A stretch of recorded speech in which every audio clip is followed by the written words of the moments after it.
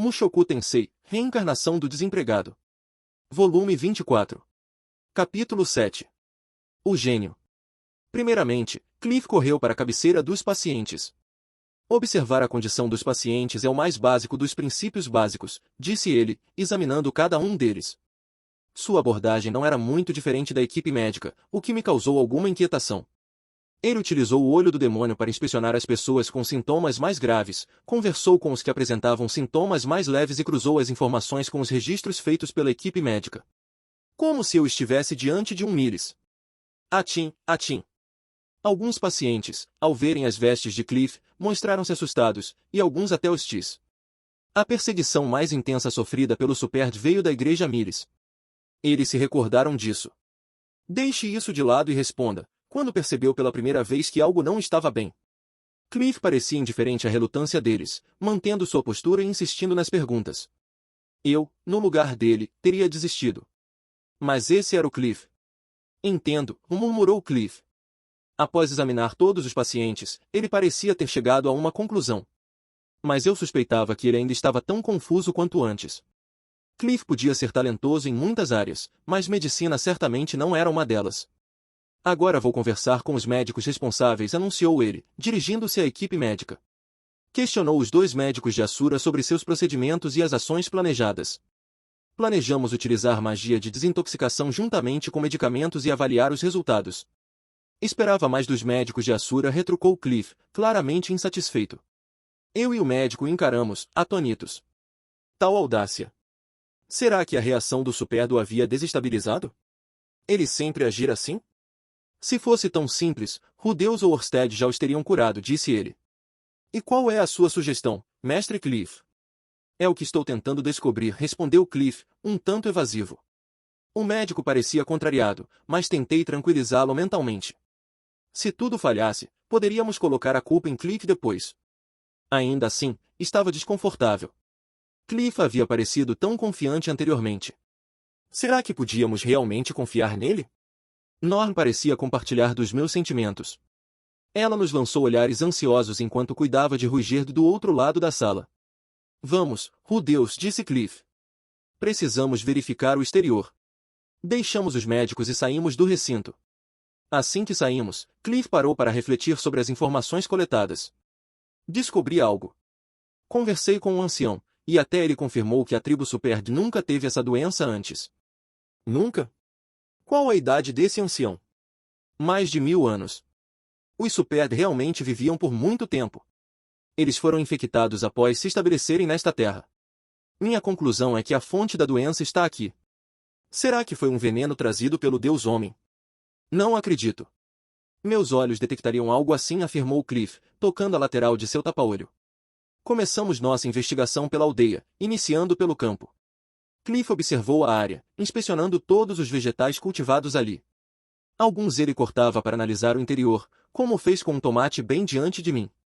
Se as demais pessoas soubessem que Superd se dedicavam à agricultura, talvez isso ajudasse a melhorar a imagem deles. Afinal, tendemos a simpatizar com seres que compartilham de nossos hábitos. Próximo, disse Cliff. Dirigimo-nos ao local onde os animais foram massacrados. Havia vestígios de sangue, mas, além disso, tudo estava impecável. Alguns aldeões desmaiaram durante o abate, mas era claramente perigoso deixar carne exposta, então Chandler orientou que fosse descartada longe da aldeia. Cliff utilizou o olho da identificação para examinar uma faca e um objeto similar a uma tábua de cortar. Entendo, murmurou ele. Rudeus, sabe onde guardam a carne cortada aqui?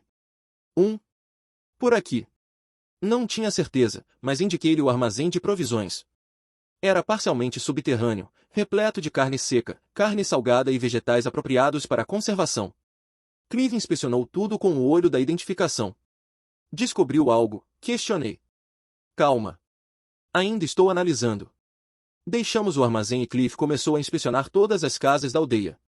Ele entrava, vasculhando cozinhas, quartos e até vestuários. Era uma ação excessiva. Se eu fizesse o mesmo, certamente seria evitado, mas Cliff era visto como um herói. Ao visitar as casas Superd, percebi o quanto a casa de Ruigerd se destacava. As demais tinham flores, desenhos de crianças nos pilares. Era possível sentir a vitalidade e os aromas cotidianos. Aquelas roupas pequenas provavelmente eram para crianças. claro, quando alguém apresentava sintomas leves e estava em casa, conseguíamos a permissão para entrar. A igreja Miles. Mãe. Está tudo bem. Acalme-se, ele está seguro. Uma pessoa, ao ver Cliff com suas vestes de sacerdote, ameaçou-o com uma lança, mas isso não impediu que conseguíssemos a permissão para entrar. Mentira! A igreja Miles nos analisou e... Mãe? Mãe! A mãe tremia, recordando algo do passado. Sua filha parecia prestes a chorar, abraçando-a. Sentia a tensão entre a igreja Superd e a igreja Miles. Para Cliff e para mim, a perseguição ao Superd era algo do passado. Mas, para os habitantes dessa aldeia, as memórias ainda eram vivas. Do que vocês costumam se alimentar? Como preparam? Cliff não percebeu o clima. Insistiu na pergunta, sem notar o quanto mãe e filho estavam assustados. Responda rápido. Estamos contra o tempo. Ele continuou questionando até que obtivesse uma resposta. Cliff procedeu assim em todas as casas. Não acredito que ele tenha encontrado algo conclusivo. Aprendi mais sobre a cultura Superd do que qualquer outra coisa. Cliff. Não se preocupe, Deus. Eles só tinham medo das vestes. Se eu curar esta doença usando ais, mudarão de opinião. Certo. Será que seria tão simples? Me questionei. Talvez a menina de antes pudesse mudar sua opinião. Esperava que sim. Certo, próximo, declarou Cliff. Exploramos cada canto da aldeia, a fonte central, o poço, o armazém, o depósito e, por fim, o lixo fora da aldeia. Cliff inspecionou meticulosamente cada lugar. Seu semblante era sério enquanto vasculhava o lixo e examinava a carne deteriorada. O que o olho da identificação lhe revelaria? Eu apenas respondia às suas indagações. Inspecionamos a aldeia até o anoitecer e, então, retornamos ao salão. E então, Cliff, qual a sua opinião? Tenho algumas ideias. Sim. Lizzie, traga meu kit de medicamentos. Cliff gritou pelo salão adaptado como centro médico. Elina Lizzie, que estava cuidando dos pacientes, levantou-se imediatamente e correu em nossa direção. Ela pegou a grande mochila colocada em um canto do centro médico e voltou até nós. Sim, senhor, ela disse. Obrigado, Lizzie. Elina Lizzie parecia feliz. Talvez fosse porque fazia muito tempo desde que ela viu Cliff pela última vez. Seus filhos. Ela os teria deixado em minha casa? Está ouvindo, Deus. Cliff disse. As infecções seguem um padrão. Oh. Dito isto, eu não sou médico, então não posso ser mais específico. O Superd contraiu a doença quando chegou a esta terra. Por isso, inspecionei os alimentos que estavam cultivando aqui com o olho da identificação. E então? Eu perguntei, ansioso. Não encontrei anormalidades. O quê? Não detectei nada normal na terra ou na água. O olho da identificação mostra tudo isso? Sim. Podemos confiar em seus alimentos, pelo menos. Então, a comida estava limpa. Era o olho demônio de Kishirika. Ele identificaria instantaneamente qualquer alimento que pudesse causar intoxicação alimentar ou pior. Mas todos se mostram assim, disse Cliff, e recitou, um tomate apetitoso repleto de mana altamente concentrada. Aparentemente, o olho da identificação usava uma linguagem coloquial. Não são apenas os vegetais. É o solo e a água também. Todos estão repletos de mana extremamente concentrada. Isso também apareceu como repleto de mana altamente concentrada em miles antes. Mas é muito raro, e nunca para o solo ou a água. Mana concentrada, hein? Pensando bem, Aisha disse que o arroz que ela plantou no solo que eu fiz cresceu bem. Talvez fosse por causa da mana altamente concentrada. O que isso significa? Tenho uma pergunta para você. Havia muita agricultura no continente demônio? Não sei como o Superd viveu no continente demônio, mas mal vi vegetais por lá. Existem alguns, mas não muitas variedades. A carne é o alimento principal. Era o que eu pensava, disse Cliff. Ele levantou um dedo e começou a explicar sua hipótese. Quando você planta vegetais em solo rico em mana, o que cresce também é rico em mana. Mas existem muitos tipos de solo. Imagino que o solo do continente demônio seja tão rico em mana, mas sem nutrientes. Os vegetais não crescem lá. Não vemos esse tipo de doença na grande floresta, então esta floresta deve ser especial. O solo aqui é extremamente rico em nutrientes e cheio de mana, assim como a água. O resultado são plantas ricas em mana. O fato de haver apenas uma espécie de monstro aqui pode estar relacionado, mas a causa raiz não é importante agora. O fato é que, em circunstâncias normais, nada disso deveria ser um problema. Seguimos nossas vidas diárias sem pensar em coisas assim. Se estiver relacionado, deveríamos ver casos semelhantes surgindo em todos os lugares. Normalmente, conseguimos expelir limpa e completamente a mana que ingerimos. O super não deve ser muito diferente. Mas e se você continuar ingerindo? Não por 10 ou 20 anos, mas 100, 200 anos ingerindo mana altamente concentrada? E então? A maioria dos infectados são adultos, apesar da virulência da praga. As crianças estão bem. Neste ponto da explicação, Cliff me olhou. Era verdade, havia muitas crianças saudáveis para uma praga. Com o super era difícil dizer quem eram os idosos, mas suponho que isso significava que não era um problema de imunidade.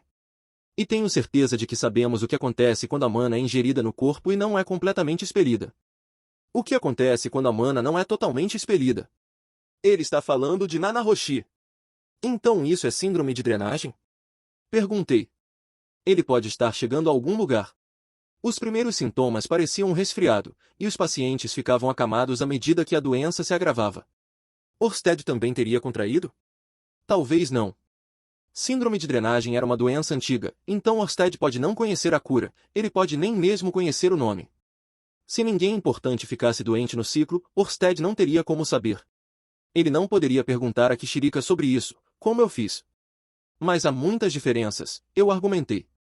Não se passou tempo suficiente desde que Ruiger chegou a esta aldeia. É verdade, Cliff admitiu. Mas o corpo principal do rei Abissal Vita estava possuindo ele, certo? Talvez seja por isso.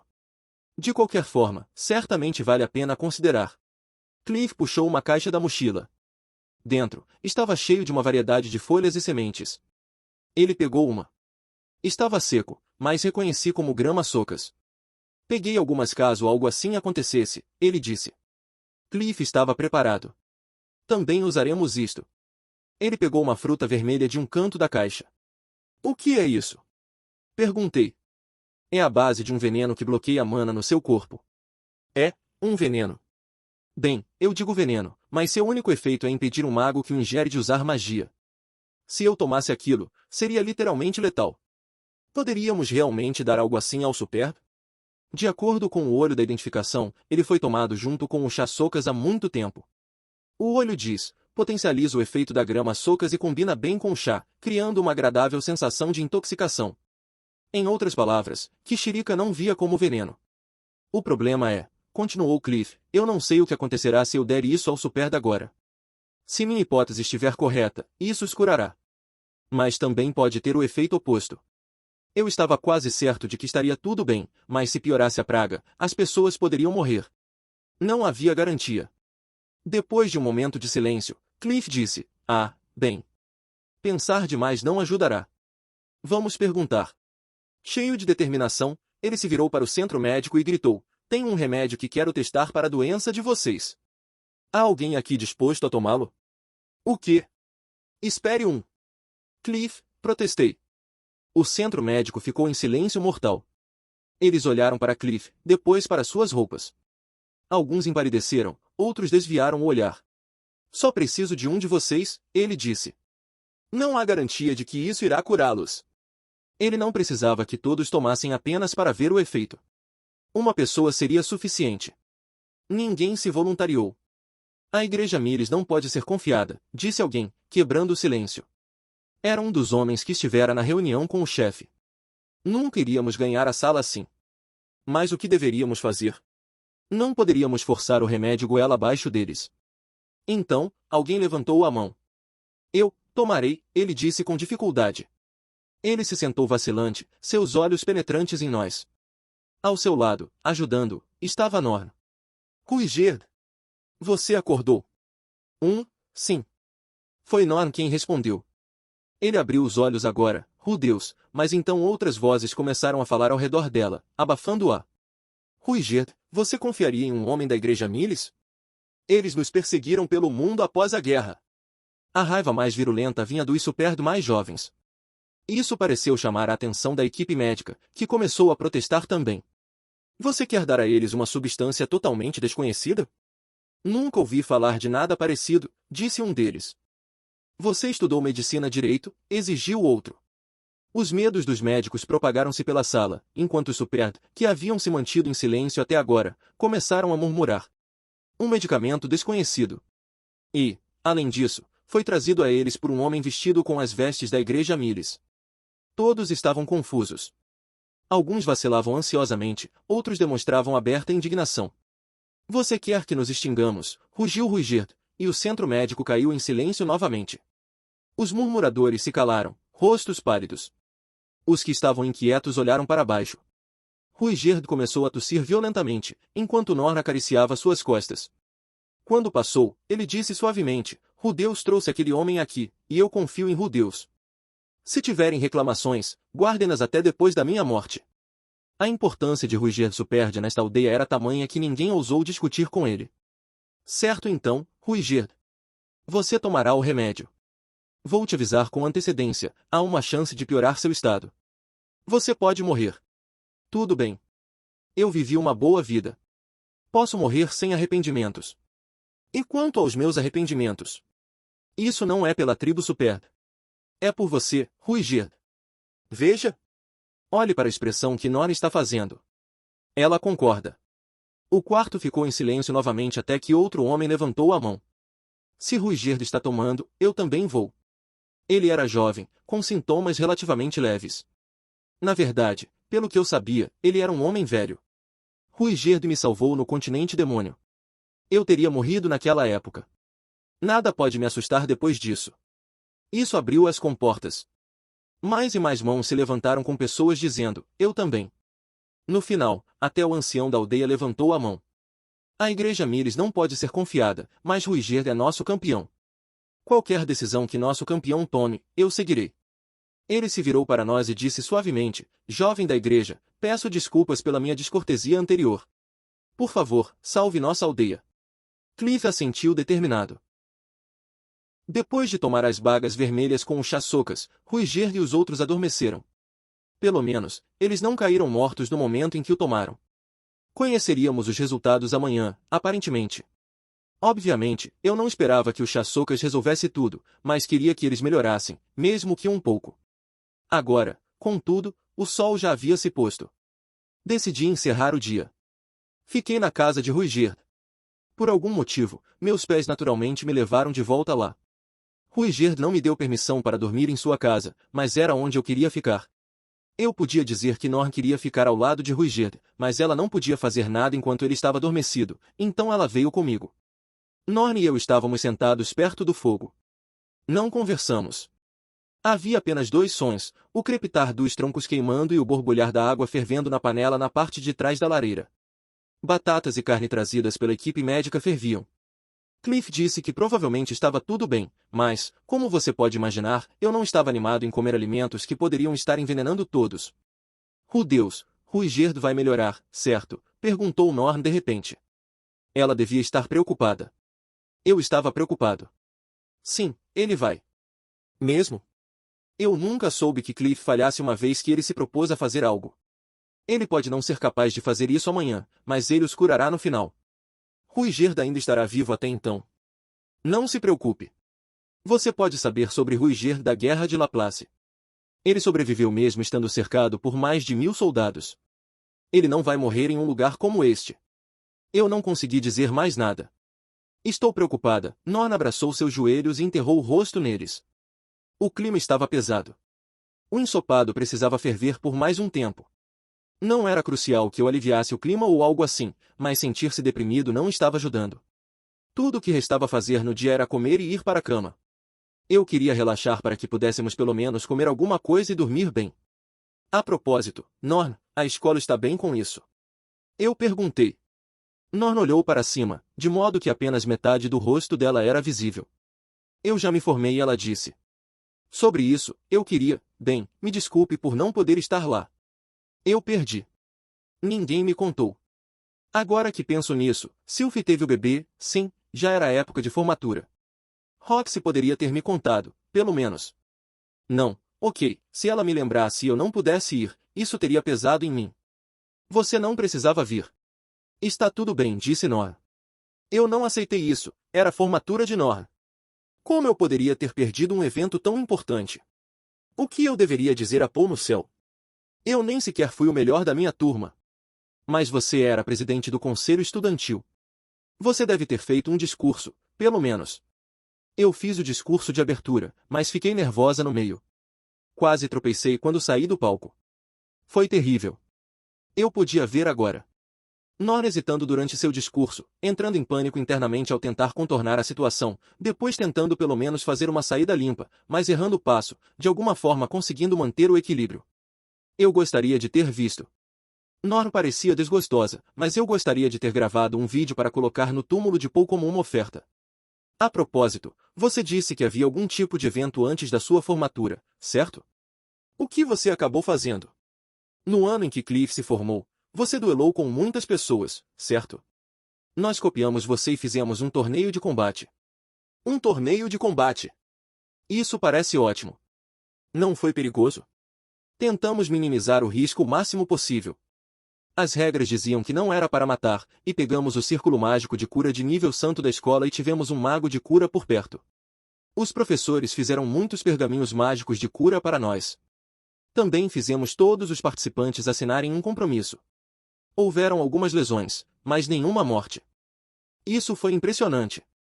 No nível dos estudantes que se formam na Universidade de Magia, ambos os competidores seriam capazes de usar magia letal. Nenhuma morte sob essas condições? A sorte provavelmente teve um papel nisso também, mas eram mortes foi devido ao sólido sistema que eles montaram. Eu queria ter estado lá também. Pareceria brincadeira de criança comparado às suas habilidades. Mas um torneio. Isso é sempre empolgante. Quando eu era recluso em minha vida anterior, participei de alguns torneios de jogos online.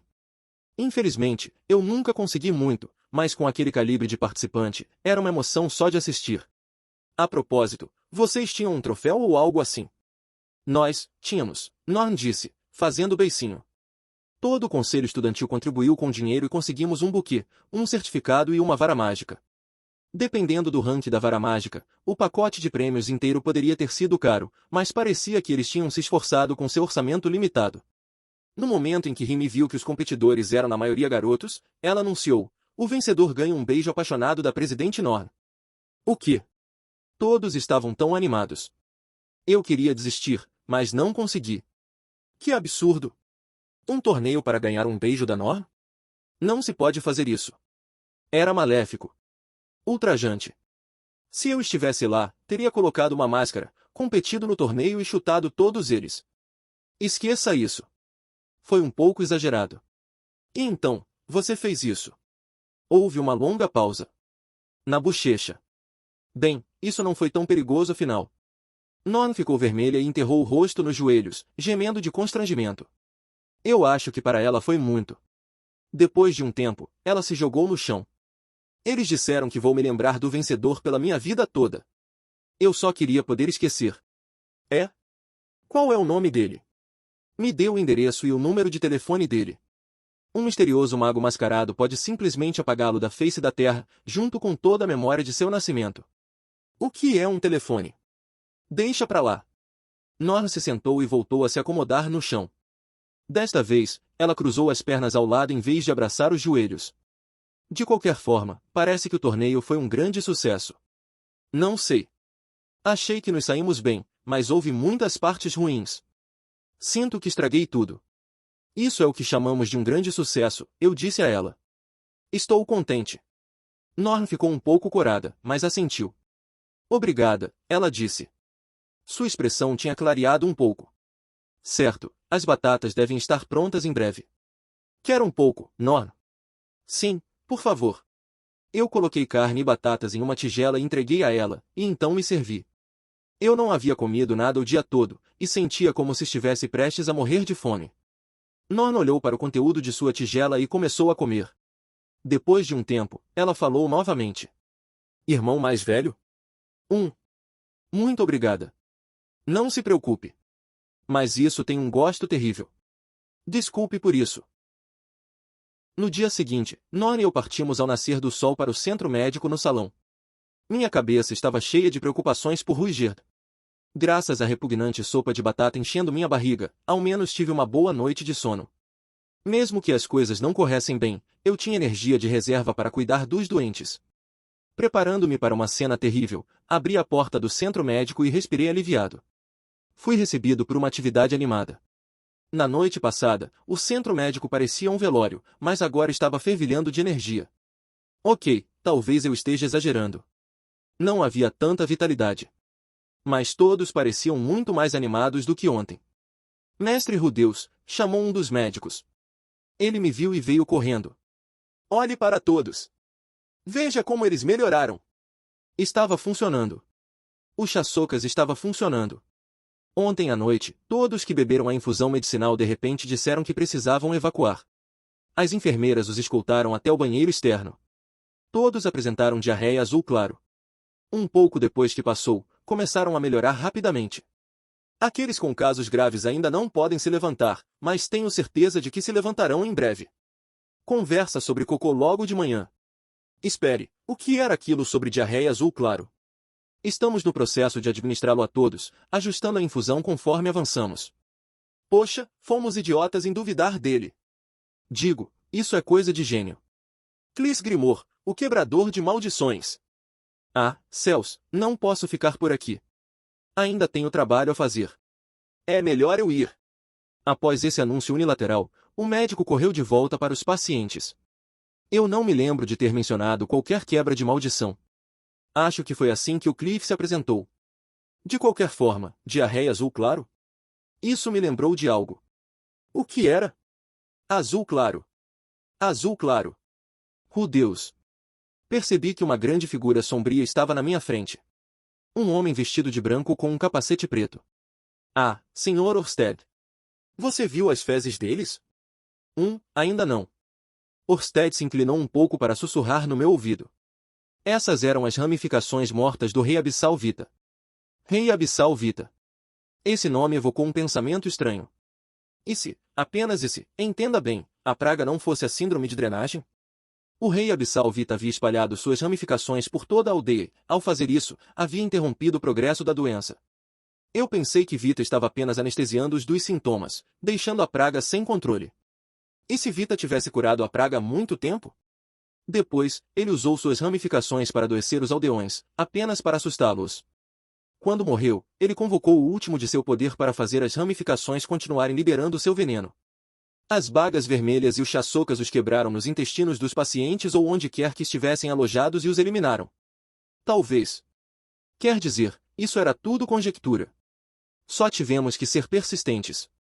Exatamente como você disse. Exatamente como eu disse, respondi. Bem, seja como for. Por enquanto, a crise acabou. O Rei Abissal Vita foi completamente derrotado. É assim que eu vou ver isso. E Cliff? Ele passou a noite inteira observando os pacientes, mas adormeceu ao amanhecer. Ele estará na casa vazia próxima com Elinalise e Dragonhold. É mesmo? O Cliff realmente deu tudo de si. Vamos deixá-lo descansar.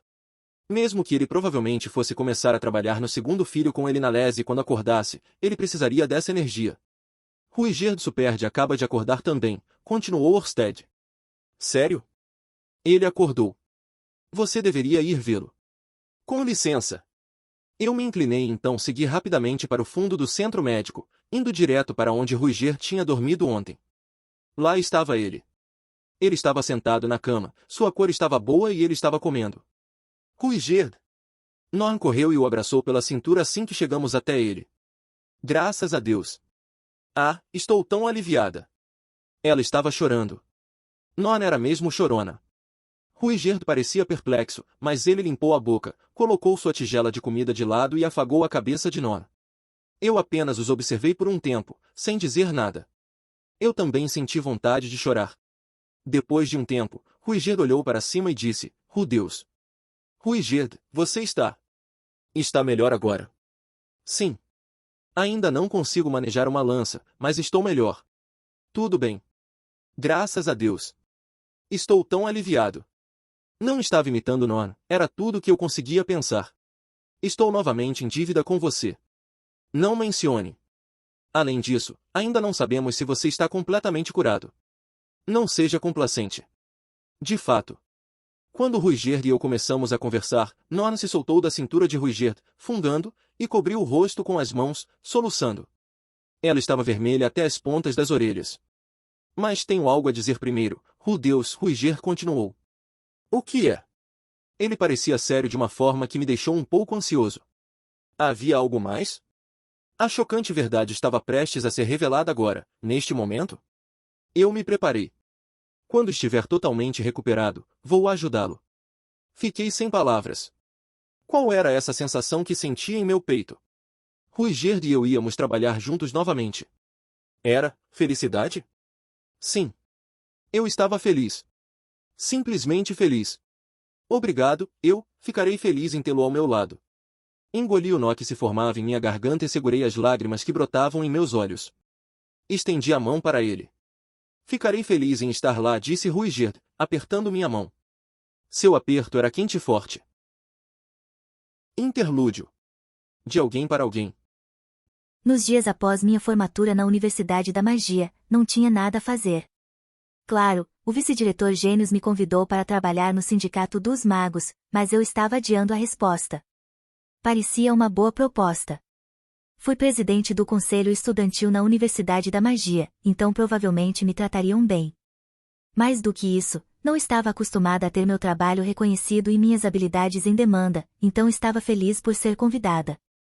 O problema era que eu precisaria da permissão do meu irmão mais velho se fosse me juntar a qualquer organização. Sabia que ele diria para eu fazer o que quisesse, mas ele era uma pessoa importante agora.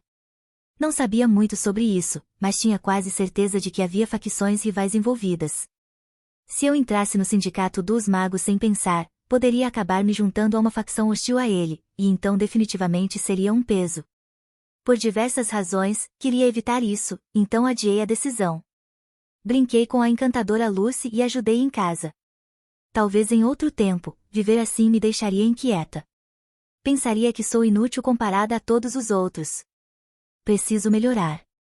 Estaria mentindo se dissesse que nunca fiquei inquieta durante esses dias de não fazer nada. Não era bem nada, na verdade. Mantive-me ocupada. A casa estava vazia agora. Rudeus e suas esposas estavam fora, até mesmo Aisha estava fora. Mas as crianças estavam lá.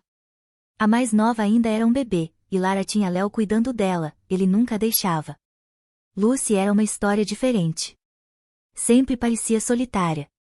Elinalise ocasionalmente vinha com Clive, e os dois brincavam juntos, mas quando eles iam embora, ela observava a porta da frente pela janela do segundo andar ou sentava no armário abraçando os joelhos e segurando as lágrimas. Ela estava tentando ser forte. O trabalho de Rudeus é tão difícil que essa menininha precisa ser forte?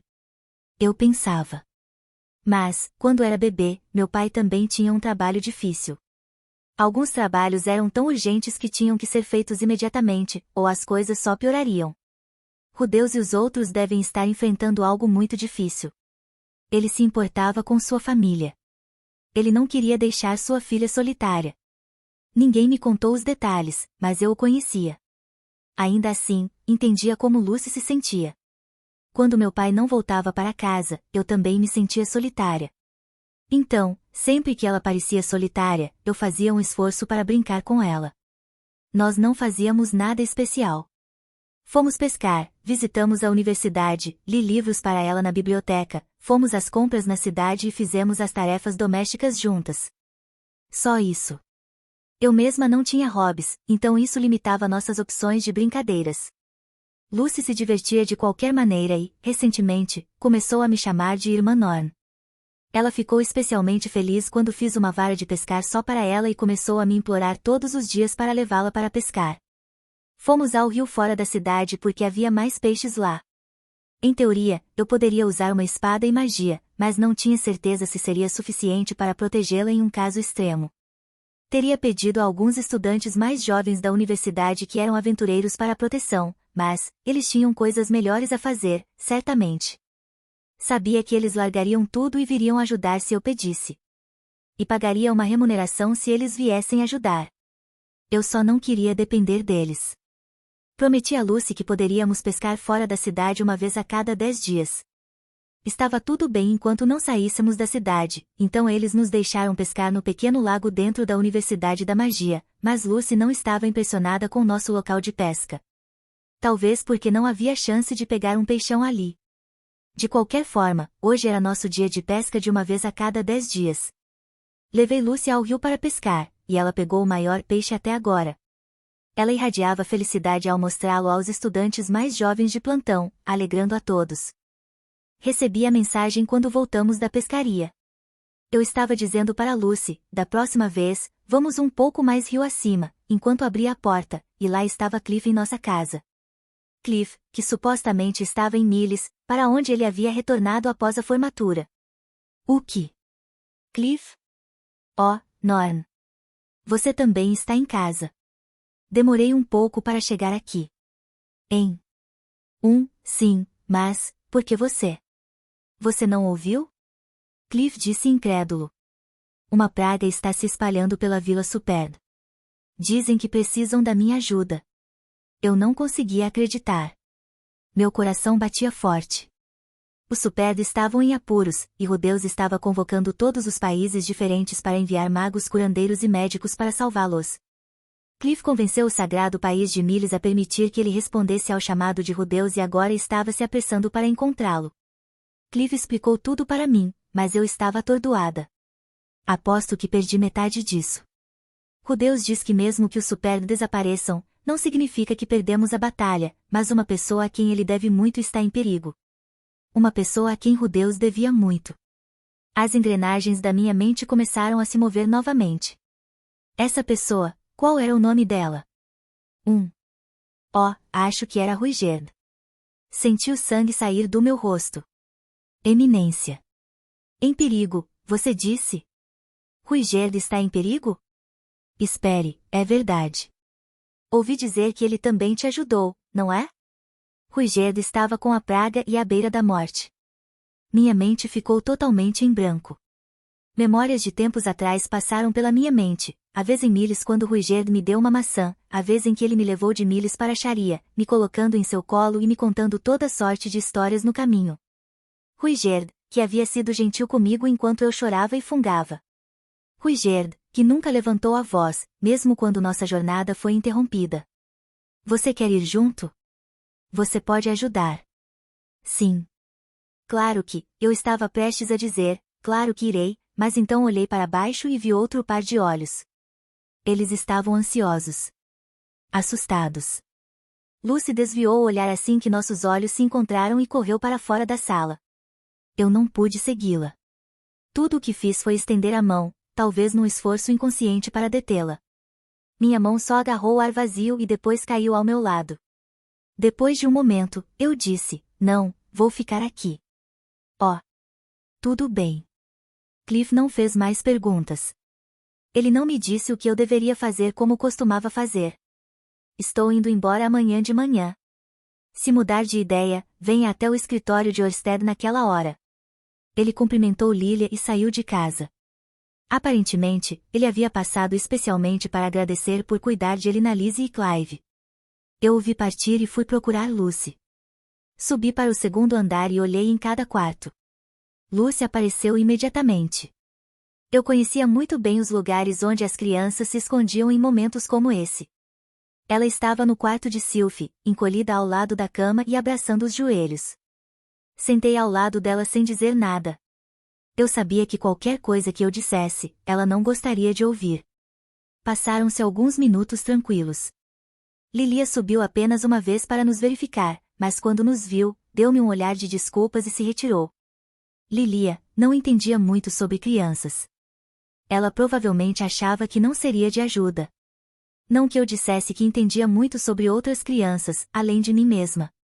Sentei lá, pensando comigo mesma, quando Lucy murmurou, você também vai embora, irmã Norn. Seu rosto ainda estava enterrado nos joelhos. Ela parecia que poderia chorar. Não, vou ficar aqui com você, Lucy, eu disse. Eu estava falando sério. Sim, depois de ouvir que Ruigerd estava em perigo, eu queria correr para o lado dele. Eu estava furiosa com Rudeus. Por que ele não me contou? Ao mesmo tempo, eu estava resignada, mesmo que eu fosse, não havia nada que eu pudesse fazer. Aceitei que tinha que ser por isso que Rudeus não me contou. Deveria ficar aqui e cuidar de Lucy. Depois de ir à escola, eu havia ficado um pouco mais capaz, pelo menos, não era pior do que a média, mas não podia ajudar com um problema que até mesmo tinha confundido meu irmão. O que eu podia fazer era estar aqui para Lucy. Quem é Ruigerd? Lucy perguntou. Ele é uma pessoa que ajudou muito seu papai. E você? Hein? Quando o homem disse Ruigerd, você fez a mesma cara que o papai. A mesma cara que meu irmão mais velho? Que tipo de cara era essa? Sabendo como era o Rudeus, provavelmente dizia que eu tenho que ir ajudar agora. É verdade. Ele também ajudou sua irmã mais velha, Norn, eu disse a ela. Lucy não disse nada. Quando eu tinha mais ou menos a sua idade, Lucy, meu pai, seu avô, teve que se afastar de seu pai. Do papai. Sim. E sua irmã mais velha fica facilmente solitária, então ela chorou o tempo todo. Mas então Ruigerd veio e ele foi gentil e acariciou seu cabelo. Ele ensinou jogos para ela e contou histórias antigas para que ela não ficasse entediada. Ele fez ela parar de chorar. Lucy absorveu isso em silêncio. Voltei às minhas memórias antigas, contando a ela sobre o tempo que passei com Ruigerd. Eu contei como o conheci em Miles, depois nossa reunião, e a estrada de Miles para Sharia. Ruigerd sempre foi gentil comigo. Ele era caloroso de uma maneira diferente do meu pai. Quanto mais eu pensava sobre isso, mais eu queria ir até ele, mas então pensei em como eu iria encontrá-lo sofrendo da praga. Não haveria nada que eu pudesse fazer. Eu queria chorar. Ruigerd era, bem, ele era esse tipo de pessoa, terminei. Eu havia perdido o controle do que havia dito sobre ele enquanto falava. Não tinha certeza se tinha conseguido dizer de uma forma que Lucy entenderia. Talvez não tenha sido uma história muito interessante. No final, eu só contei para o meu próprio bem. Eu olhei para Lucy e ela olhou de volta para mim. Ela parou de chorar há um tempo, e seus olhos estavam sérios. Lucy? O que? Isso é como? Lucy me interrompeu. Como a mamãe vermelha me disse. Ela disse que proteger as pessoas é importante. É por isso que você tem que ser forte. Então, irmã Norn, eu pensei. Como uma criança, ela tropeçou em suas palavras e seu raciocínio estava todo confuso. Ela se levantou. Irmã Norn, quando você estiver em apuros, eu vou vir te salvar. Com certeza. Você vai? Obrigada, eu disse, fazendo um esforço para sorrir, mesmo que não soubesse como ela chegou lá após minha história. Quando você estiver em apuros, eu vou correr também, Lucy. Não, ela gritou. Tudo bem, não isso então. Eu percebi que tinha interpretado o que ela estava tentando me dizer de forma errada. Lucy não queria que eu a segurasse. Ela estava segurando minha mão. Ela estava puxando minha mão para me ajudar a levantar. Irmã Norn, Ruigerd desceu, ela disse. Eu a olhei perplexa. Você tem que ir até Ruigerd, irmã Norn. Finalmente, percebi o que Lucy estava tentando me dizer. Ela estava dizendo para ir embora. Ela estava dizendo que, se Ruigerd estivesse em perigo, eu tinha que ir ajudá-lo, que se fosse com ela, ela iria. Ela não viraria as costas para a pessoa que a havia consolado quando ela estava sozinha. Mas Lucy, e você? Eu perguntei a ela. Você não vai ficar solitária? Não vou ficar solitária. Você me ensinou todo tipo de coisas. Eu posso pescar e ler livros sozinha. Claro que ela ficaria solitária. Eu sabia disso. Ela estava apenas dizendo que seria forte. Ela estava me colocando em primeiro lugar, retribuindo a dívida que sentia por mim. Esta criança ainda era pequena, mas tinha sido capaz de tomar essa decisão e me dizer isso. Eu vou crescer como você, irmã Norn, então você tem que ir, ela insistiu. Eu não achava que deveria ir. Eu deveria cuidar dela. Eu não deveria mais fazê-la ser forte. Mas, se eu não fosse embora depois disso, Lucy não brincaria mais comigo. Ela não se vangloriaria para mim sobre o peixe que havia pescado com um grande sorriso, como o que ela usava hoje. Eu simplesmente tinha esse pressentimento. Levantei-me. Lucy contornou atrás de mim e empurrou minha bunda, como se estivesse me dizendo para sair da casa logo. Entendi. Eu estou indo, eu disse. Está bem. Lucy não parecia mais solitária. Ela estava inspirada, e seu rosto transbordava de orgulho. Foi assim que fui expulsa de casa. Pude ao menos me preparar, mas saí com quase nada além das roupas do corpo quando fui até o Cliff para pedir para me levar com ele. Cliff concordou sem hesitação e me ajudou a juntar minhas coisas.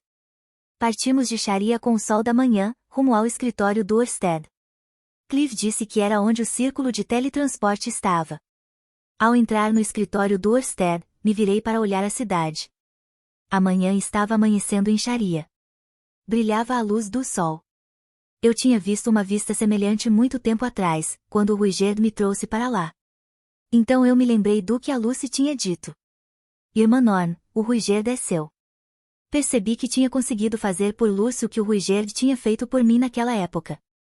Meus olhos se encheram de lágrimas. Norn, o que você está fazendo? Vamos logo, disse Cliff, me apressando. Oh, ok. Respondi e entrei no escritório. Prometi a mim mesma que iria pescar com a Lucy no momento em que chegasse em casa. Interlúdio. Vita e Rachos. Os grudentos eram, outrora, chamados de monstros. Nas profundezas de uma floresta no continente dos demônios, habitava uma espécie de criaturas de lodo. Eles se infiltravam em frutas e nos cadáveres de animais, parasitando criaturas que os consumiam, formando um vínculo simbiótico com seus hospedeiros. Essas criaturas eram os antecessores do que um dia se tornaria os grudentos. Um dia, uma das criaturas foi capturada. A pessoa que a pegou realizou uma série de experimentos nela. Fez com que parasitasse todas as espécies de criaturas e absorvesse uma variedade de substâncias. A criatura atingiu a sapiência. Seu captor ficou satisfeito com isso e a libertou de volta na natureza.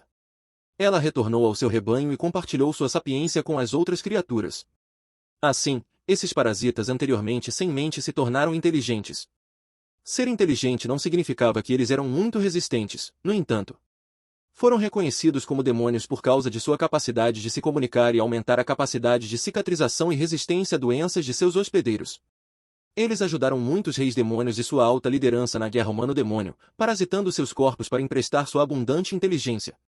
Em comemoração a essa conquista, uma das criaturas até ganhou um olho demoníaco da grande imperatriz Kishirika do mundo dos demônios e se tornou um rei demônio. Apesar dessas realizações, eles não produziram figuras heróicas do tipo que a história costuma lembrar, até que a criatura chamada Vita nasceu. Os grudentos eram parasitas. Os mais fortes deles podiam sobreviver até certo ponto sem um hospedeiro, mas em geral, viviam de forma simbiótica com seus anfitriões e morriam com eles. Eles forneciam conhecimento e conselhos às criaturas que parasitavam, mas não podiam controlá-los como quisessem. Tomar posse de um corpo não era impossível, mas exigia que o proprietário passasse anos e anos sem resistência. A menos que o hospedeiro estivesse em estado de morte cerebral, não era possível usurpar o corpo do verdadeiro dono. Vita era diferente, ele era uma criança abençoada. Desde o momento de seu nascimento, ele era especial. Usando ilusões, ele podia mostrar aos seus hospedeiros sonhos. Os sonhos que ele lhes mostrava poderiam durar muito tempo. Ele era capaz de colocar esses hospedeiros em coma por anos, um estado de morte cerebral efetiva. Vita foi o primeiro grudento na história capaz de controlar seu hospedeiro. No entanto, ele não nasceu com grande ambição. Ele nem sequer estava ciente de seu próprio poder. A primeira vez que ele o descobriu foi quando, jovem e cheio de curiosidade, deixou a caverna que era sua casa para embarcar em uma aventura e quase morreu. Ele encontrou o seu primeiro rio e, impulsionado pela curiosidade, saltou para dentro. O fluxo da água separou seu muco, deixando apenas seu núcleo. O muco que forma os corpos dos grudentos é um órgão vital, suas mãos e pés, sua boca e estômago e até a pele que os protege. Um núcleo não entrando no corpo de outra criatura, incapaz de se proteger do ácido do estômago da criatura, simplesmente morreria. Incapaz de se mover e desprovido de seu muco protetor, Vita esperou para morrer. Ele foi levado até o mar, onde se encontrou no estômago de um peixe. À medida que sua consciência desaparecia, Vita sonhou. No sonho, ele conheceu um deus. Com o conselho do deus, ele aprendeu como restaurar seu muco a partir da umidade. O deus lhe falou sobre seu verdadeiro poder. Vita enviou pesadelos ao peixe para fazê-lo vomitá-lo e gerou muco a partir da água do mar. Em seguida, quando outro peixe o engoliu, ele assumiu o controle de sua mente e corpo. fez com que esse peixe se deixasse ser engolido por um peixe maior, e depois esse peixe foi engolido por um pássaro, e então esse pássaro foi engolido por um rei demônio, cujo corpo ele roubou. Ele fez tudo isso com o conselho do Deus Homem. O rei demônio que Vita controlou era extremamente poderoso e havia lutado na Guerra de Laplace. Agora eu sou todo-poderoso, pensou Vita. Consumido pela arrogância, ele cometeu todo tipo de atrocidades. Ele assassinou e roubou, e se deleitou com tudo isso. Ele não imaginava que destruir coisas lhe traria tanta alegria. Talvez fosse influência da natureza de seu hospedeiro. O reinado de terror de Vita seria breve. Alguém veio para detê-lo, e esse alguém se chamava Rachos. Rachos era um servo do rei demônio tirânico que Vita estava possuindo. Os dois haviam passado juntos pela Guerra de Laplace como camaradas. Sua força era tamanha que ele havia ganhado o epíteto de Deus da Morte. Ele havia estado ausente em uma longa jornada, mas quando voltou, deu uma olhada no rei demônio tirânico e disse: "Quem é você? O que você fez com ele?" Vita se apresentou. "Aquele tolo de um rei demônio está morto", ele disse. "Eu sou Vita, rei abissal." Furioso, Rachos desafiou Vita para uma luta. Vita pensou que seria uma vitória fácil, mas Rachos o derrotou antes que ele percebesse o que estava acontecendo. A luta terminou num piscar de olhos. Pouco antes de seu hospedeiro morrer, Vita transferiu seu núcleo para outro hospedeiro e fugiu. Assumir o controle do novo hospedeiro deu a Vita algum alívio. Seu novo hospedeiro não era um rei demônio, mas ainda era poderoso. Além disso, possuir um rei demônio permitiu que ele aprendesse sobre as pessoas e suas sociedades. Ele tinha ideias de como conseguir um hospedeiro superior. Ele deixaria o passado para trás e começaria de novo. Vita estava esquecendo de algo. Quando ele abandonava seus hospedeiros, eles recuperavam a consciência. O rei demônio, apesar de ter sofrido ferimentos quase fatais na luta contra Rachos, não era exceção. Quem sabe o que Rachos disse ao rei demônio quando ele voltou a si? O rei demônio deve ter contado a Rachos sobre sua humilhação, pois Rachos veio atrás de Vita. Onde quer que ele fosse, Rachos o seguia. Não importava quem ele fazia seu hospedeiro, Rachos os via todos e os matava. Foi só muito mais tarde que Vita aprendeu como Rachos conseguirá ver através de seus disfarces. Rachos usava um implemento mágico de sua própria criação para detectar criaturas parasitadas pelos grudentos e matá-las. À medida que ele continuava implacável e impiedoso, ele chegou à caverna dos grudentos onde Vita nasceu. Ele os massacrou. Esse gigante do mal inspirou medo em Vita. Ele havia criado um monstro. Apesar do medo, no entanto, ele não simplesmente fugiu. Ele estava convencido de que matar Rachos era a única maneira de sobreviver, e assim ele tramou. Até Rachos ficaria indefeso se Vita pudesse entrar nele e lançar suas ilusões. Confiante em seu plano, ele planejou parasitar um amigo de Rachos que já havia sido usado pelo implemento mágico, usá-lo para se aproximar de Rachos, em seguida, transferir-se para Rachos. Esse plano nunca se concretizou. O amigo de Rachos estava em posse de um determinado implemento mágico, o Anel de Ossos. Era um anel que Rachos havia criado a partir dos ossos de seu amigo, o rei demônio tirânico, com o único propósito de matar Vita. Vita quase morreu. Felizmente para ele, o amigo foi mais indulgente do que Rachos. Rachos vai me matar, mas fiquei tão feliz em vê-la novamente depois de tanto tempo. Obrigado, ele disse, e então deixou Vita partir. Vita assumiu um cachorro nas proximidades como seu hospedeiro e partiu, lamentando seu fracasso. Ele decidiu que fugiria. Enquanto possuía o amigo de Vita, ele havia aprendido quanto Rachos o perseguia com fervor. Ele estava convencido de que Rachos o mataria, e ele não tinha um plano que pudesse detê-lo. Ele fugiu para o lugar para onde as dicas do Deus Homem o levaram. Ele se livrou do cachorro por um viver e depois deixou o continente divino, indo em direção ao labirinto do inferno. Era um local inóspito, o tipo de lugar de onde, não importa quem você fosse, você não saía depois de entrar. Mas Vita era um grudento. Nada disso importava para ele. Dentro do labirinto, ele passou de um hospedeiro para outro até finalmente parasitar o guardião do labirinto.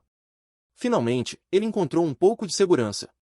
Uma multidão de armadilhas supermassivas esperava dentro do labirinto do inferno do continente divino. Não era o tipo de lugar para onde as pessoas simplesmente entravam. Nem mesmo o Deus da Morte Rachos conseguiu chegar ao centro. E Vita, aterrorizado por Rachos, nunca planejou sair. Ele poderia esperar Rachos por quanto tempo fosse necessário. Depois de chegar ao guardião e assumir o controle de seu corpo, ele deixou o tempo passar. Vita teve todo o tempo que quis para refletir sobre sua vida. O Deus Homem disse a Vita que todos os grudentos, exceto ele e outro, haviam sido mortos, rindo enquanto fazia.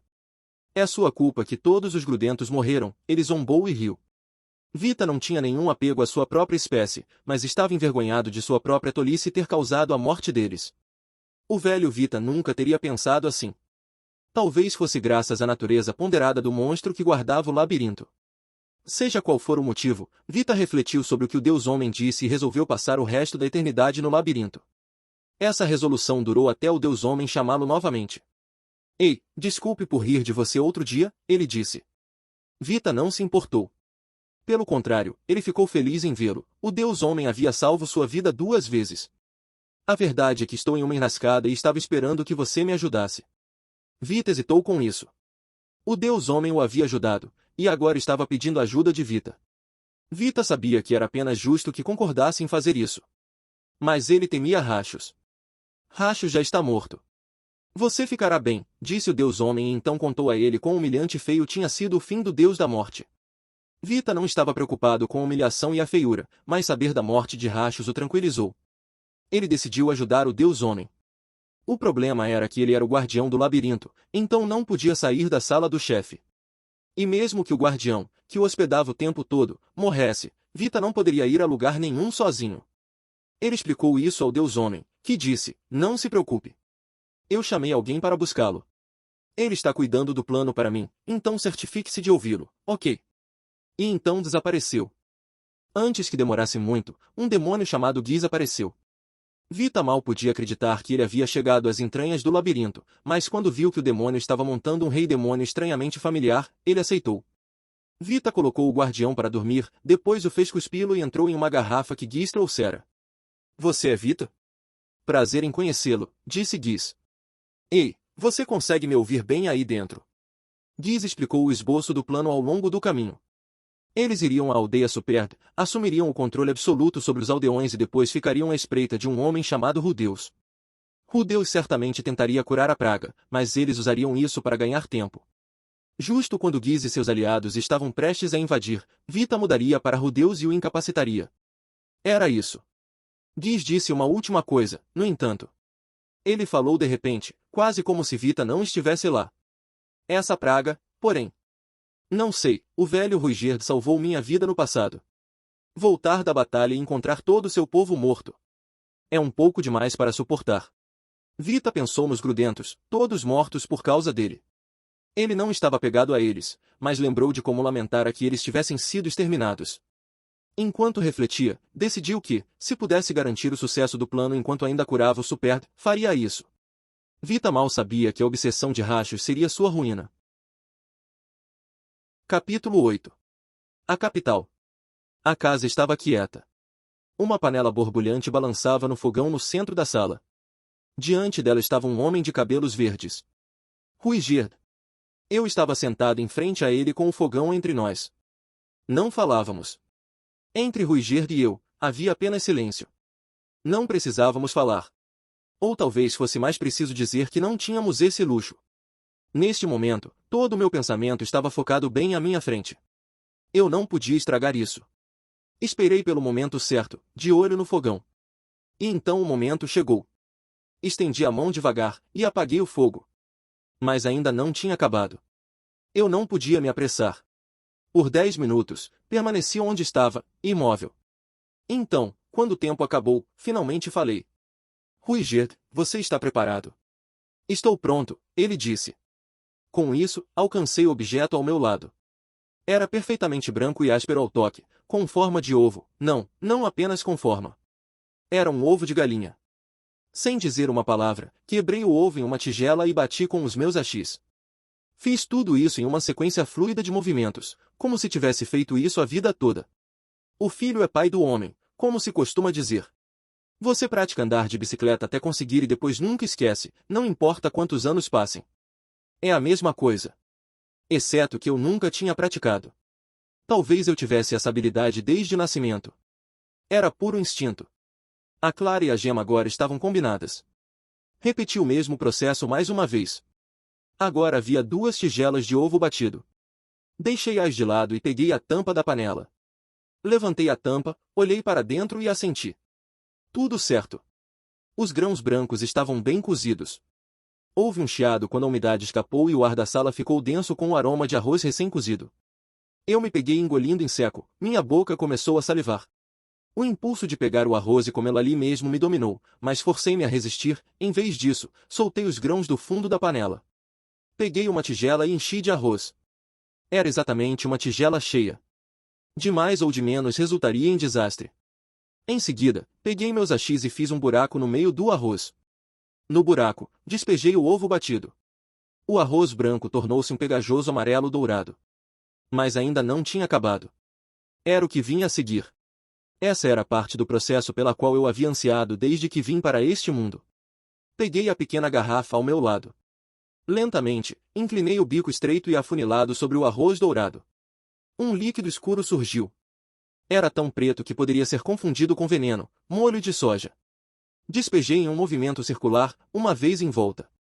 2 vezes também seriam boas, mas por enquanto, uma vez bastava. Só isso já era suficiente para manchar a superfície do arroz dourado de preto. Era da mesma cor que um pudim com calda de caramelo, o que fez meu estômago roncar. Mantenha calma, eu disse a mim mesmo. Você pode comer bem rápido. Cozinhei 4 xícaras de arroz para isso. A partir de agora, eu poderia comer isso sempre que quisesse, a qualquer momento. Eu ia fazer de cada momento desta primeira vez algo especial. Está pronto, eu anunciei por fim, passando a tigela para Ruiger. Ele a aceitou com um sinal de agradecimento e esperou por mim. Imediatamente, repassei os mesmos passos para produzir outra tigela com o mesmo conteúdo. Obrigada pela comida, eu disse, juntando as mãos e inclinando a cabeça. Peguei a tigela com a mão esquerda e os achis com a direita. Abri a boca bem. Enfiei uma bela porção. Esse sabor. Era isso. Perfeição. Havia espaço para melhorias, mas era isso. Esse era o sabor que eu vinha perseguindo todo esse tempo. Comi uma porção, depois outra, depois uma terceira. Sem conversa, apenas comendo, mastigando, engolindo, pausando ocasionalmente para exalar, depois inalando outra porção de arroz com a próxima respiração. Eu comi e comi. Sem que eu percebesse, minha tigela estava vazia. Obrigada pela refeição, eu disse. Meu momento de felicidade acabou num piscar de olhos. Fiquei me sentindo satisfeita, mas também querendo mais. Antes de cair na segunda tigela, no entanto, olhei para o homem à minha frente. Ruiger ainda estava comendo em silêncio. Ele nunca foi do tipo que conversa durante as refeições, mas parecia ainda mais taciturno que o usual. Claro, ele e eu éramos os únicos aqui. Eu não poderia esperar uma conversa quando eu também não estava falando. Ele não estava comendo devagar, no entanto. Parecia que ele mal havia comido a metade. Talvez eu tenha sido rápido demais. Deus! Ah! Norn estava sentada bem ao lado do fogão. Eu não tinha percebido. Norn, quando você chegou aqui? Apenas agora. Eu até falei algo quando você estava comendo. Ah, entendi. O que é isso? Um prato especial. Quer um pouco? Norn olhou para Ruiger antes de responder. Suponho que sim. Imediatamente, coloquei arroz em uma tigela, bati um ovo, derramei sobre ele e cobri com molho de soja.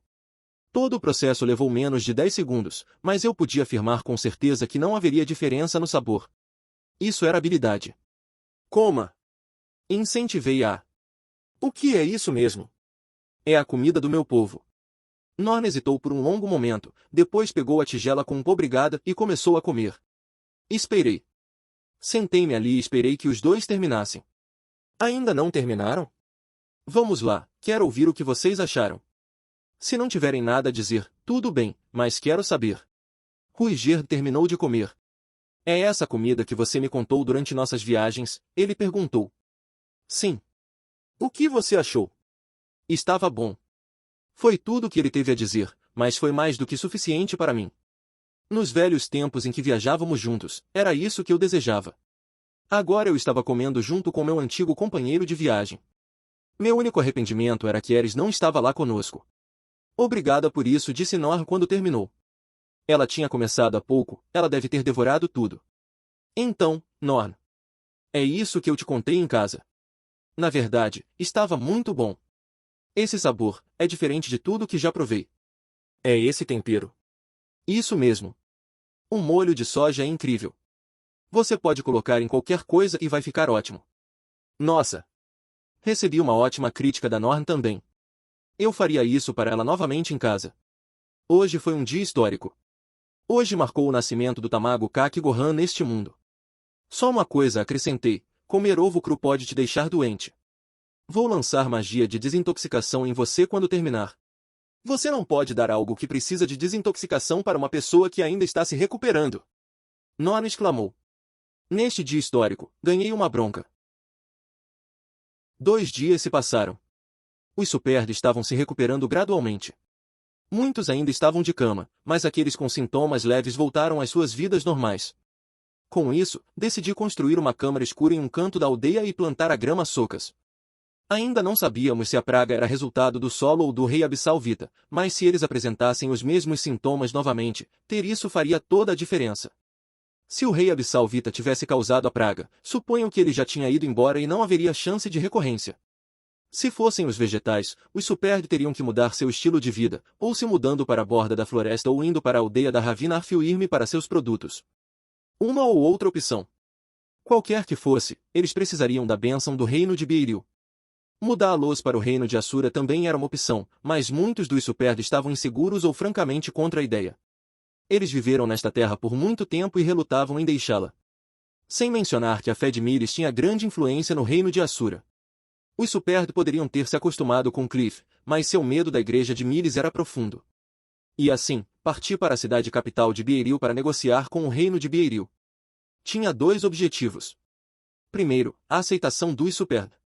Segundo, a dissolução do grupo de caça. Os Superd eram geralmente diretos em suas interações, e eles enfrentavam perseguição contínua, então eram um pouco isolados. Eles eram pessoas de bom coração, no entanto. Mesmo que o reino de Beiril tivesse reservas, eu tinha várias maneiras de persuadi-los. A mais rápida seria trazer alguém para a aldeia. Uma vez que vissem os Superd por si mesmos, viriam que eram desajeitados, mas de bom coração, viriam as crianças inocentes, saberiam que eram inofensivos. Pelo menos, era o que eu esperava. Eu não podia contar com isso. Os inspetores do reino de Beiril podem ver as crianças e pensar eles estão se reproduzindo. Devemos exterminá-los imediatamente, como se fossem baratas. Se chegasse a esse ponto, eu simplesmente encorajaria a tribo Superd a se mudar. Assentar-se ao norte do reino de Asura significaria colocar outro fardo em Ariel, mas... se tudo falhasse, eu pagaria a ela com meu próprio corpo. Ficaria tudo bem. Independentemente do que se pensasse, as crianças Superd eram todas doces e lindas. Eu não queria acreditar que o reino de Beiril estava cheio de pessoas ruins que nem sequer se comoveriam ao ver essas crianças brincando com sua bola de pele de animal, a imagem da inocência. Então concluí, estou indo para o reino de Beiril. Entendi. Cliff diz que vai ficar de olho em como as coisas progridem, e ele analisa e ficará com ele. Acho que Nor vai continuar cuidando do Ruiger. O que você vai fazer, Sr. Orsted? Vou permanecer aqui. Cliff Grimório está pesquisando a praga. Da próxima vez, talvez eu possa curá-la. Enquanto falava, uma bola veio em sua direção e ele a rebateu. Aconteceu num instante. Mal vi sua mão se mover. A bola voou de volta em um arco suave direto para os braços da criança. Minha presença não deve ser necessária para as negociações, continuou ele. Sem objeções. Mesmo com o capacete segurando a maldição, outra bola voou e, pluft, voltou novamente. Isso não significa que ela desapareceu completamente, certo? Exatamente. Plut, novamente. Devo pedir que parem com isso. Perguntei, olhando na direção das bolas vindas onde um grupo de crianças Superd estava jogando bola atrás de bola em Orsted. Eles não pareciam hostis, mas curiosos. Quem é o cara estranho? Vamos acertá-lo com a bola. Algo assim. Sem o capacete, talvez estivessem jogando pedras ao invés de bolas. Não é de se preocupar. Tais disparos triviais não contam como um ataque. Você, realmente acha isso? Orsted estava brincando? Não havia como saber o que seu rosto estava fazendo sob o capacete, mas ele não soava aborrecido. Você está se divertindo. Não é tão ruim assim, ele admitiu. Tudo bem, então. Ótimo. Voltarei em breve. Orsted murmurou sua aprovação e parti. Doga e Chandler já estavam me esperando no círculo de teletransporte. Enquanto eu estava na capital, Chandler ia para a segunda cidade para fazer contato com o informante. Não era como havíamos planejado, mas decidimos que dividir em 2 grupos seria mais eficiente. Dog estava vindo comigo para proteção. Nesta fase, eu não via como ele poderia ser de muita ajuda. Suponho que era melhor tê-lo lá do que não. No caminho, cruzei com Ruiger. Ele estava instável, apoiando-se no ombro de Norm para se sustentar. Ruiger, você consegue andar? Por curtas distâncias, disse ele. Julgando pela expressão séria no rosto de Norm, ele não deveria. Vou ao reino de Beiril por um tempo para negociar com eles. Quando eu voltar, talvez tenha alguns soldados comigo. Se você pudesse ser o mais acolhedor possível, seria de grande ajuda. Muito bem. Vou avisar o chefe, disse Ruiger, mas ele estava olhando para Orsted. Orsted estava encostado em uma parede, com crianças jogando bola atrás de bola nele. Você seria perdoado por pensar que estavam intimidando-o, mas havia algo encantador nisso. Orsted desviava cada bola com precisão, as crianças estavam rindo. As aparências enganam, comentou Ruiger. Com certeza, disse eu, os cantos da minha boca se curvando em um sorriso. Passei pelo círculo mágico no escritório de Orsted, em seguida, para o reino de Beiril. Naturalmente, quando parei no escritório, verifiquei os tablets de comunicação. Zanoba relatou que tudo estava bem. Aisha e a banda mercenária disseram o mesmo. Ainda não havia notícias de Sylph, mas estava tudo bem. Ela estava bastante longe e não deveria estar perto do seu círculo de teletransporte mais próximo. Roxy havia feito algum progresso. Ela não sabia onde o Deus do Norte estava, mas boatos espúrios circulavam que os ogros estavam se preparando para a batalha na Ilha Ogro. Ela também disse que Eris estava louca para voltar para mim. Ela queria ver Ruiger. Aposto que sim, mas eu precisava que ela esperasse um pouco mais. Também enviei mensagens a todos para informar que os Superd estavam se recuperando. Tudo foi resolvido em alguns dias. Me senti como se estivesse incomodando todo mundo chamando para uma mobilização geral e depois rapidamente cancelando, mas eles teriam que lidar com isso. Depois de terminar, coloquei meu anel de disfarce mais uma vez e pulei para o círculo de teletransporte que levava à capital do reino de Beiril. Zanoba montou o círculo de teletransporte em uma aldeia abandonada na floresta, a meio-dia de viagem da cidade. No momento em que chegueis, Anoba se curvou e disse, estive esperando por você, mestre. Jill e Ginger estavam com ele. Você estava me esperando? Eu perguntei. De fato. Vim imediatamente quando recebi a notícia de que você estava vindo. Que dedicado. Isso é perfeito, ele continuou. Agora posso te contar o que tem acontecido sem me preocupar com bisbilhoteiros. Verdade. Tudo bem, quero ouvir. Devo admitir que não tivemos muito sucesso, confessou Zanoba. Ele me contou o que eles tinham feito. Primeiro, depois de chegar à capital e garantir alojamento, ele montou o círculo de teletransporte nesta floresta. Em seguida, começou a coletar informações na capital, onde soube que o reino estava montando uma festa de caça, foi quando ele enviou seu primeiro relatório via tablet de contato. Eu vi aquele. Depois disso, ele soube que o Deus do Norte se juntou à festa de caça. Agora ele estava procurando notícias de Giz e fazendo reconhecimento para identificar o Deus do Norte. Isso resumia tudo.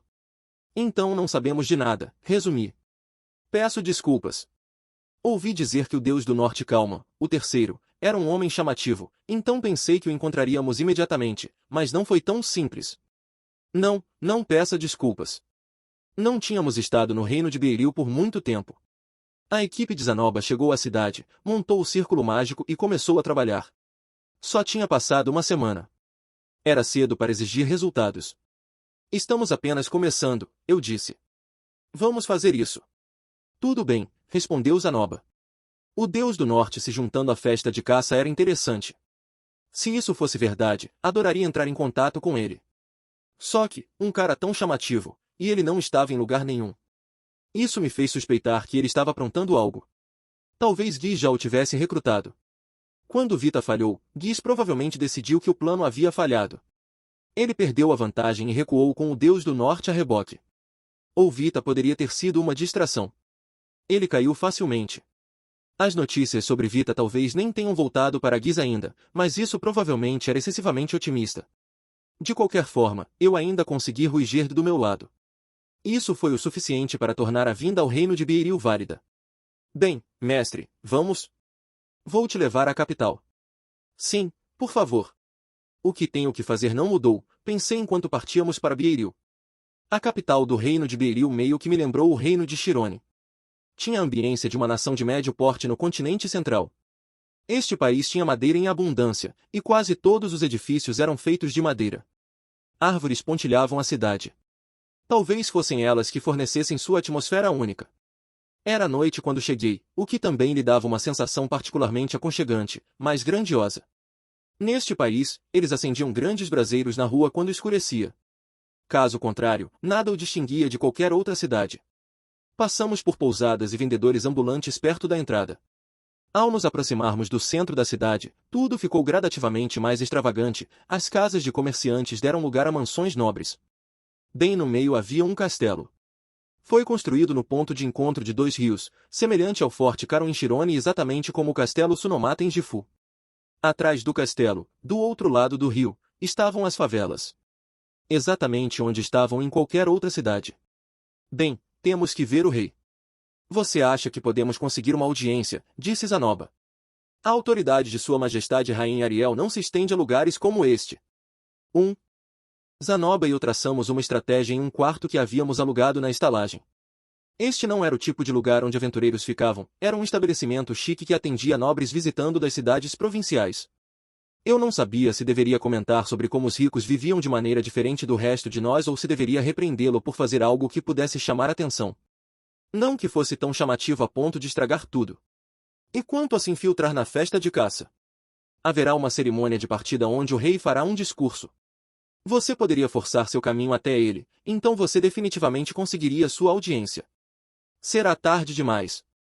Se tentarmos pedir um tempo logo quando o reino tiver tudo pronto e disser vai, eles podem seguir em frente de qualquer maneira. Havia uma ordem para esse tipo de missão. Você montava o grupo, reunia suprimentos de comida e armas, e então seguia em frente. Se alguém aparecesse no último momento dizendo para esperar 1 minuto, havia uma boa chance de você não parar.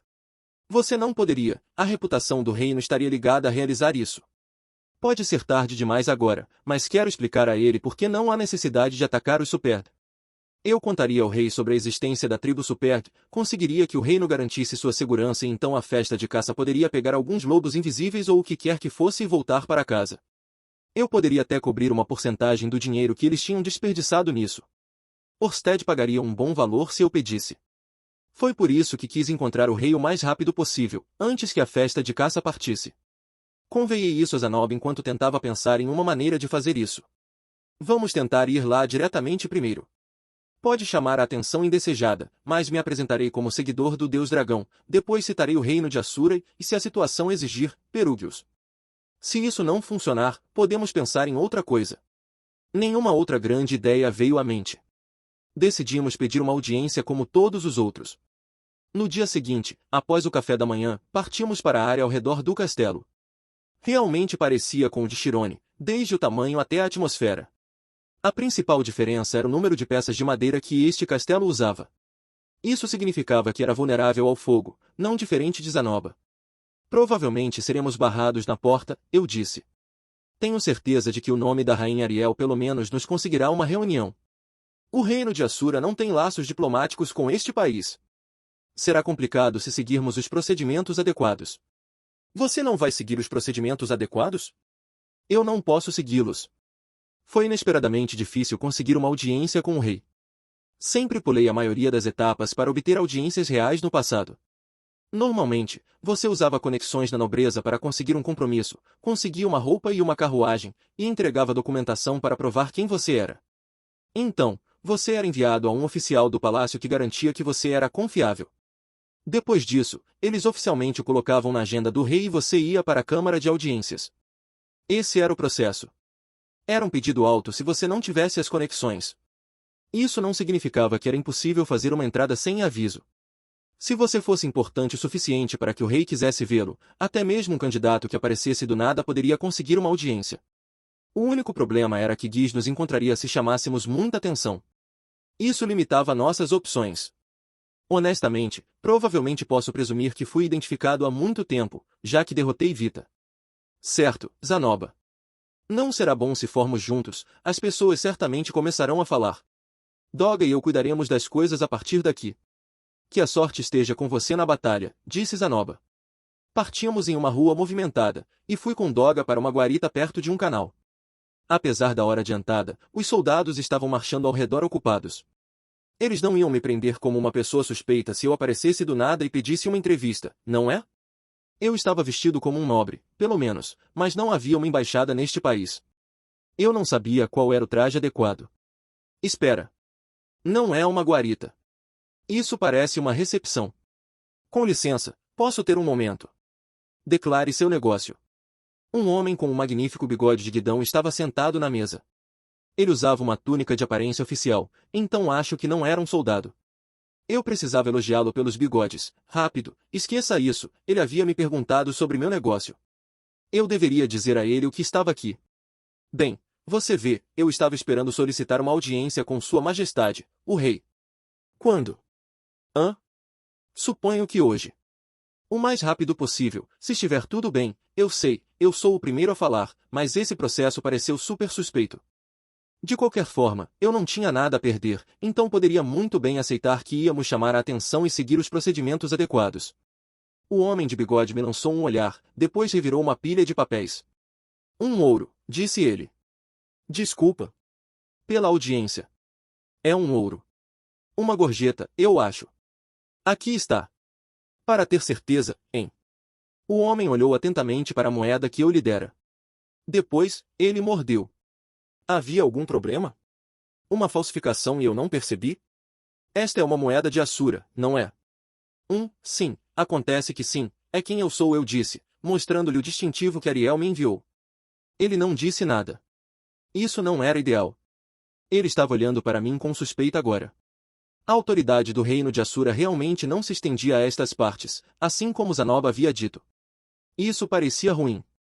Mas então ele colocou a moeda de ouro em seu bolso, folheou sua pilha de papéis e preencheu algo, depois me entregou a folha. Preencha seu nome e o propósito da sua audiência. Ok. Retorne aqui quando o sino do meio-dia soar. Ok. Muito obrigado. Apesar da reação ruim, parecia que minha gorjeta havia funcionado. Ele estava encaminhando meu pedido. O dinheiro nos ajudou a superar o primeiro obstáculo. Realmente fazia o mundo girar. O meio-dia chegou e eu estava na sala de espera para a Câmara de Audiências. Estava nervoso. Eu tinha vindo ao palácio pensando que não havia chance de termos uma audiência naquele dia, mas Bigode da recepção me passou para outro oficial. Eles me levaram até aqui, antes que percebesse, eu era o próximo da fila. Logo eles me chamariam para a Câmara de Audiências. Era como se eu tivesse superado o nível 1 apenas para encontrar o chefe final me esperando. Estava tudo acontecendo rápido demais. Minha mente estava em branco. Pare com isso. Recomponha-se, disse a mim mesmo. Os outros esperando por sua audiência me contaram algumas coisas. Neste reino, o rei concederia audiências a qualquer um durante as 2 horas após o meio-dia. Havia algumas condições para qualquer um, é claro. Primeiro, se você queria uma audiência, tinha que pagar uma moeda de ouro de Beiril. Uma moeda de ouro era o que uma aldeia poderia juntar se todos contribuíssem. Cada pessoa tinha 15 minutos. Apenas 8 pessoas podiam entrar por dia. Qualquer um que pudesse pagar poderia ter uma audiência com o rei, oferecer suas opiniões, fazer perguntas e fazer pedidos. Era política neste país deixar qualquer um que tivesse um problema vir e fazer sua petição. A taxa impediu as pessoas de virem com trivialidades. Suponho que o sistema era justo. O reino de Beiril não era um país ruim. Claro, provavelmente havia problemas reais em lugares que não podiam pagar uma moeda de ouro também. Por outro lado, se você pudesse pedir ao rei diretamente, todo o cara da rua estaria aqui. Comerciantes sórdidos que nunca se misturavam com o rei e os ricos da cidade trariam suas queixas mesquinhas e buscariam ganho pessoal. De qualquer forma, quando aparecemos, o rei já estava totalmente reservado. Sempre é assim, não é? A sorte estava do nosso lado, no entanto, e alguém havia cancelado. Um verdadeiro golpe de sorte para nós. Aposto que aquela moeda de ouro de Assura vale 10 vezes mais que uma moeda de ouro de Beiril, ajudou. As pessoas não resistem ao ouro. De qualquer forma, por mais que isso tenha acontecido, as coisas estavam melhorando para nós. A audiência tinha 15 minutos de duração. Pouco tempo. Não havia necessidade de entrar em pânico, no entanto. Eu tinha apenas 2 pedidos. Se eu revelasse minha identidade e apresentasse meu caso de forma clara e rápida, o futuro se iluminaria para combinar. Mestre Rudeus? Por favor, prossiga para a câmara de audiência. Eu volto, disse a doga. Ele resmungou. Respirei fundo, levantei-me e segui pelo corredor que levava à câmara de audiência. A própria câmara. Acho que eu daria um C. Não era tão espaçoso, o carpete era monótono, e os 8 soldados ao redor pareciam entediados. Também não havia ornamentos. Não era um lugar majestoso. Quando você considera que plebeus vinham aqui todos os dias, no entanto, talvez estivesse certo. Não posso encontrar falha na praticidade. 3 estrelas. Entrei na câmara de audiência, fui ao lugar certo, depois me ajoelhei e baixei a cabeça. É uma honra, majestade, eu disse. Após um tempo, o rei me dirigiu a palavra. Vejo que você é um homem de gentileza. Levante-se e me diga seu nome e o motivo de sua vinda aqui. Fiz como ele disse e olhei para cima. O rei era um homem idoso. Parecia esgotado, como se não fosse deste mundo por muito tempo. Se você me dissesse que ele estava doente, eu não ficaria surpreso. Meu nome é Rudeus Greira, seguidor do deus dragão Orsted, o segundo dos 7 grandes poderes. Oh, o deus dragão, você diz. O rei não conseguiu esconder sua surpresa. Uma reação positiva. Isso era raro. Acho que este rei sabia quem eram os grandes poderes. Talvez graças à sua conexão com os ogros. Que negócio um associado dos 7 grandes poderes tem conosco, não, com este reino? Bem, majestade, ouvi dizer que planeja caçar demônios na floresta do não-retorno. Estou aqui para pedir que você cancele. Cancelar? Sim, majestade. Por que você pediria isso? Porque as pessoas na floresta não são demônios, eu disse. Depois, falei-lhe sobre a tribo Superd. Eles viveram na floresta desde muito tempo atrás, talvez até mesmo antes do reino de Beiril surgir. Eles não eram a raça comumente acreditada como demônios. No passado distante, os Superd fizeram um contrato com uma aldeia próxima para caçar os monstros invisíveis e manter a área segura. Recentemente, todos os Superd contraíram uma praga, o que significava que os monstros invisíveis não eram controlados. Graças aos esforços do deus dragão Orsted, eles se recuperaram da praga e voltaram a caçar os monstros como antes. Mantive minha explicação breve, mas fiz questão de destacar quão boas eram as pessoas Superd. Uma raça de demônios, e agora monstros invisíveis também, murmurou o rei. Sua história é difícil de acreditar. Imaginei que diria isso, majestade, e por isso vim com uma proposta. A única maneira de entender é ver com seus próprios olhos. Consideraria enviar alguém, um dos seus, para ver a aldeia pessoalmente? Eu mostraria a eles a vida secreta dos Superd, as mulheres em volta do caldeirão, os homens que viviam caçando os monstros invisíveis, as crianças que se divertiam jogando bolas no deus dragão. O rei acariciou o queixo, pensativo. Mas então balançou a cabeça lentamente. Mesmo que o que você diz seja verdade, não posso cancelar a expedição de caça a esta hora. Muitas almas bravas de toda a terra já se reuniram aqui. Se Sua Majestade apenas lhes transmitisse que o povo da floresta que vive além do Ravine Afiuirme não são demônios, para que a expedição de caça não os ataque, isso seria suficiente. Os monstros invisíveis realmente existem, sugiro humildemente que eles poderiam caçar esses em vez disso. Estamos preparados para compensá-lo, se o ouro for uma preocupação. Respirei fundo. Desde tempos imemoriais, os Superd têm mantido este país seguro em segredo. Mesmo agora, eles não estão pedindo tratamento especial. Eles só desejam ser deixados para si em uma floresta em um canto de seu reino, onde não sobrecarregam ninguém. Se Sua Majestade lhes recusa até mesmo isso, se você não os quer em seu reino, então eu mesmo farei arranjos para sua realocação. Você é um forte aliado para esse Superd, disse o rei após uma pausa pesada. Eles salvaram minha vida quando eu era muito jovem, respondi. O rei acariciou o queixo. Pelo canto do olho, percebi um oficial olhando o tempo. Meus 15 minutos devem estar quase no fim. Droga. Foi mais rápido do que pensei. Seu tempo acabou. Por favor, saia da câmara de audiência. Peço que considere meu pedido, majestade. Prometo que seu reino não se arrependerá. Respirei fundo, dei um passo à frente e me inclinei. Galishon, Sandor, chamou o rei. 2 soldados se aproximaram. Um tinha bigode de guidão, o outro um rosto longo como um cavalo. Eu estava prestes a ser expulso. Pensei que tinha falado bem, mas aparentemente tinha sido demais, muito rápido. Eu tinha errado dessa vez. Da próxima vez. Vá com este homem e confirme a verdade do que ele diz. Sim, majestade. Fiquei boquiaberto com o rei.